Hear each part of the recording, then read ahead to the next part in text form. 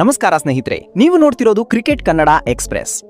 ಇನ್ನು IPL 2026ರ ಅಖಾಡದಲ್ಲಿ Rajasthan Royals ರಣಕೇಸರಿಗಳಂತೆ ಆರ್ಭಟಿಸಿದ್ದಾರೆ.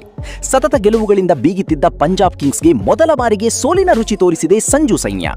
223 ರನ್ಗಳ ಬೃಹತ್ ಗುರಿಯನ್ನ ಬೆನ್ನಟ್ಟಿದ ರಾಯಲ್ಸ್ ಇನ್ನೂ 4 ಎಸೆತ ಬಾಕಿ ಇರುವಂತೆಯೇ 6 ವಿಕೆಟ್ಗಳ ಭರ್ಜರಿ ಜಯ ಸಾಧಿಸಿದೆ.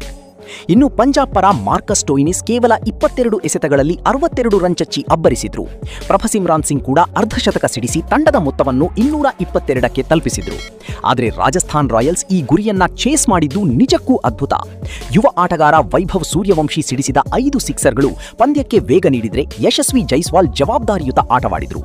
ಇನ್ನು ಕೊನೆಯಲ್ಲಿ ಡೋನೋವನ್ ಫರೇರಾ ಮತ್ತು ಶುಭಂ ದುಬೆ ಪಂಜಾಬ್ ಬೌಲರ್ಗಳನ್ನ ಬೆಂಡೆತ್ತಿ ಪಂದ್ಯವನ್ನ ಫಿನಿಶ್ ಮಾಡಿದ್ರು. ಇನ್ನು ಸೋಲಿನ ಬಗ್ಗೆ ಮಾತನಾಡಿದ ಪಂಜಾಬ್ ಕ್ಯಾಪ್ಟನ್ ಶ್ರೇಯಸ್ ಅಯ್ಯರ್, 224 ರನ್ ಈ ಪಿಚ್ನಲ್ಲಿ ಗೆಲ್ಲಲು ಸಾಕಾಗಿತ್ತು, ಆದರೆ ನಮ್ಮ ಬೌಲಿಂಗ್ ಕೈಕೊಟ್ಟಿತು.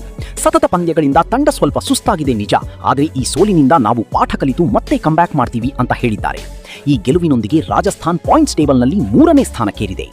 ಸ್ನೇಹಿತರೆ, ಇದೇ ತರಹದ ಲೇಟೆಸ್ಟ್ ಕ್ರಿಕೆಟ್ ಅಪ್ಡೇಟ್ಸ್ಗಾಗಿ ನೋಡ್ತಾ ಇರಿ ಕ್ರಿಕೆಟ್ ಕನ್ನಡ ಎಕ್ಸ್‌ಪ್ರೆಸ್.